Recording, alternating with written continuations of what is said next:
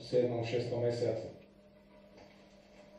Čiže to bolo presne obdobie, kedy napríklad mal za veľké výsluchy Slobodník, kde ho brifovali na betón. Počkajte, uvedomte si jednu vec, že tomu ide skôr, predsa tá správa tajnej služby bola zo 17. mája v parlamente, a 17.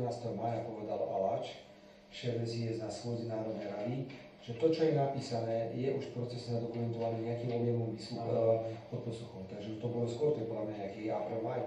Čolinský sa vyjadruje, že na vlastné oči videl, počul a bavíme sa od septembra 2020. Dokonca.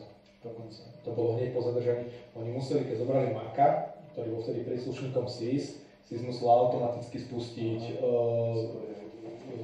monitorovanie. Čiže oni majú zachytený podľa mňa september, október, november a ďalej.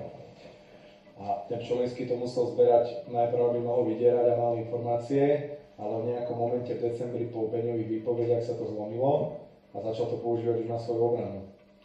A prerastlo to postupne do takého momentu, že to dneska musí dať von, keď chce prežiť. Lebo oni sú, tam to je kto z koho, oni toho Kysela musia zrušiť. No a my musíme v parlamente brániť prijatú tých zmien. Takže tá komisia tým práve to tam bude musieť sa tam hádať, ale neláva. Jediný podľa mňa, kto tam tomu bráni, je Boris, lebo sa to snaží ešte zobchodovať. Inak čo je za kokota? To je ober kokot, keď mám pravdu povedať. Škoda hovorí také veci. No, dneska som